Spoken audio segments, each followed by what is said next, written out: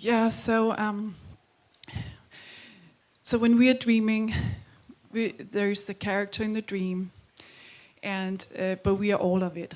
We are the character in the dream, and we are the environment in the dream, and all that.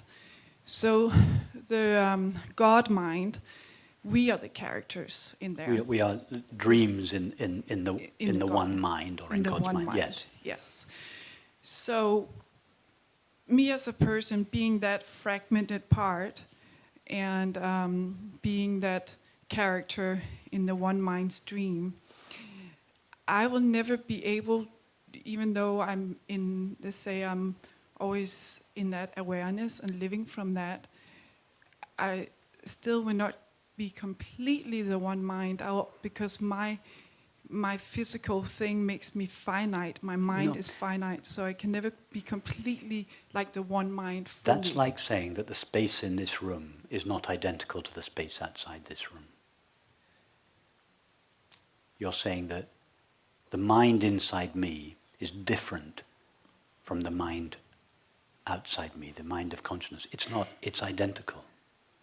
The mind in you is the mind of God. The self in you is the only self there is. But I see it as a spark, like a little... It's not a spark. It's everything. not a spark. Yeah. At best, the poets who refer to it as a spark are referring poetically as a spark from God's fire.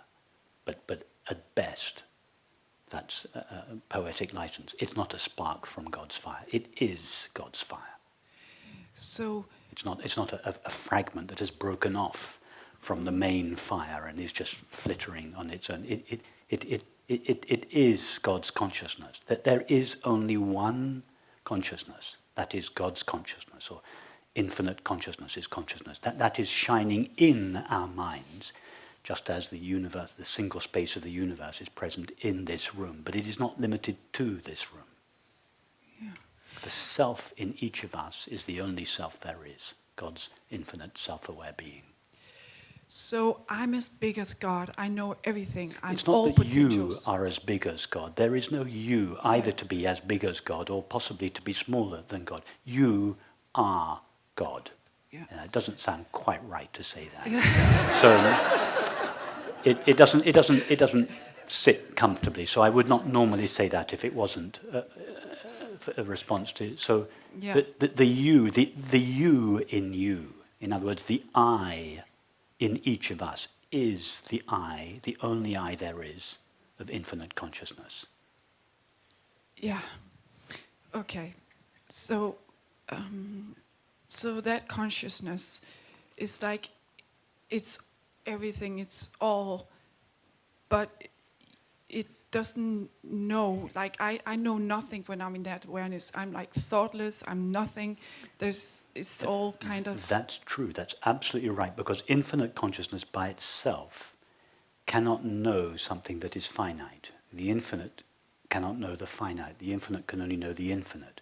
So if the infinite consciousness wants to know finite experience, that is the world, it has to first collapse into a finite mind. Just as if you want to know tonight, if you want to have the experience of a Caribbean beach, your mind can't know the Caribbean beach directly. Your mind has to imagine the Caribbean beach, but at the same time, it has to enter into its own imagination and seem to become a temporary finite self on the beach. In the same way, infinite consciousness cannot know the world directly. I'm going to explain why in a minute, in more detail why. It cannot know the world directly. It can only know the world from a located point of view. It can only know an object from the point of from the perspective of a subject.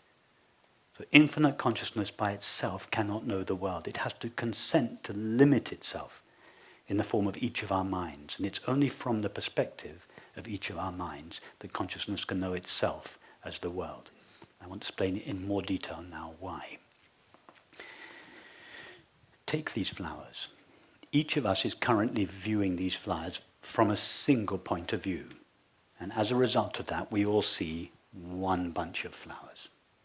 Now, just imagine that you could see these flowers not from one point of view, but from 2 points of view, simultaneously.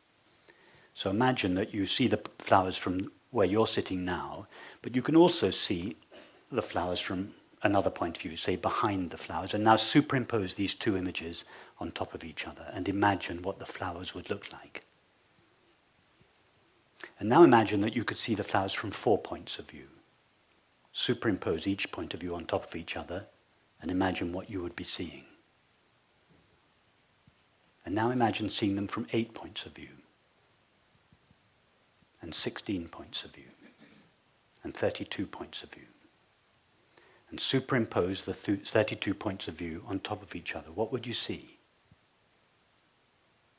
And now imagine that you were infinite consciousness, and therefore you saw the flowers from all possible points of view, including all the points of view within the flowers. Yes? What would you see? Would you see any flowers? You know, are you familiar with Maleyevich's black square? That's what you'd see. There would be no differentiation. There would be no object there. It would be darkness. In order to see the flowers, an object, they have to be seen from a single point of view.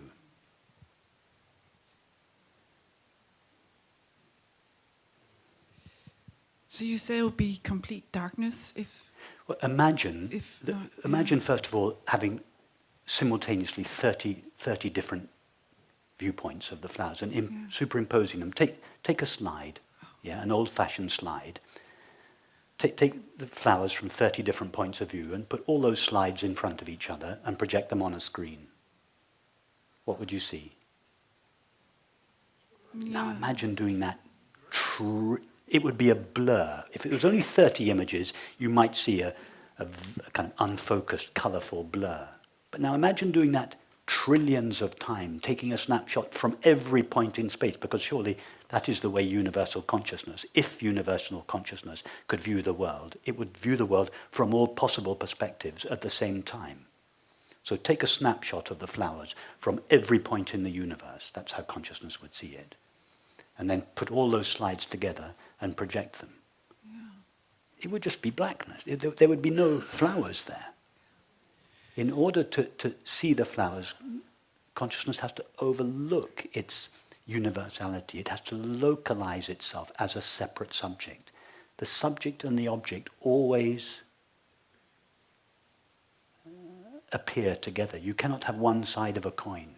You cannot have a finite object without a finite subject. The subject and the object arise together, just like in your dream. The Californian beach and the person on the Californian beach who views the Californian beach, they both arise in your own mind simultaneously. You cannot see the Caribbean beach directly from your own mind in your dream. You have to localize yourself. You have to forget yourself. You have to seem to become a temporary finite self within your own dream. In other words, your mind localizes. The dream character is like a viewpoint through which your own mind sees itself as the Caribbean beach. So each of our minds are like viewpoints, localized viewpoints, through which consciousness sees itself as the world.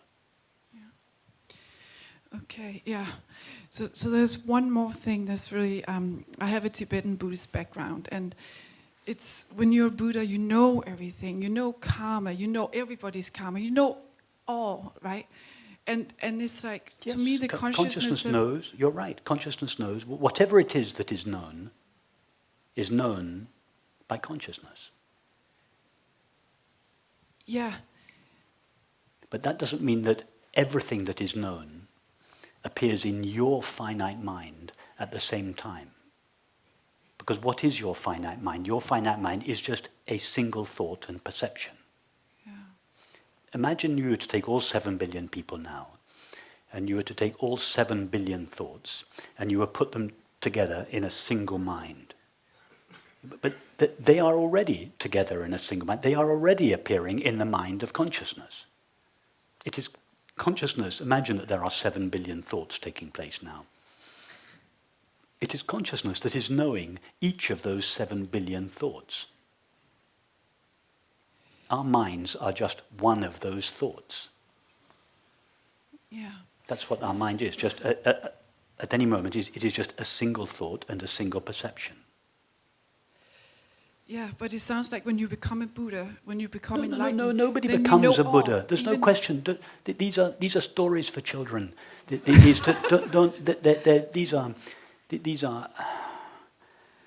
are attempts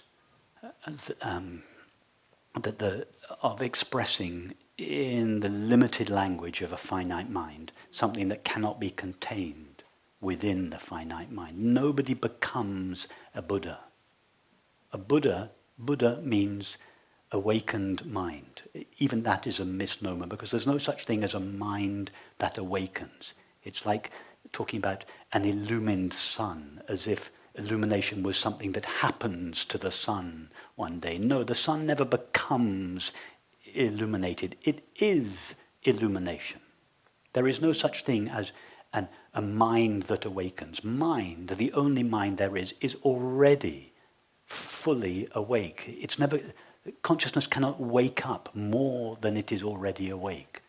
Yeah. And no person becomes a Buddha or becomes awakened. There is just self-luminous consciousness veiling itself with its own activity and seeming as a result to forget or overlook itself, and then unveiling itself and returning to the knowing of itself. In other words, there is this luminous sun which darkens itself, but becomes endarkened through the activity of thought and perception. And then as thought and perception thins out, it shines as it is. Yeah.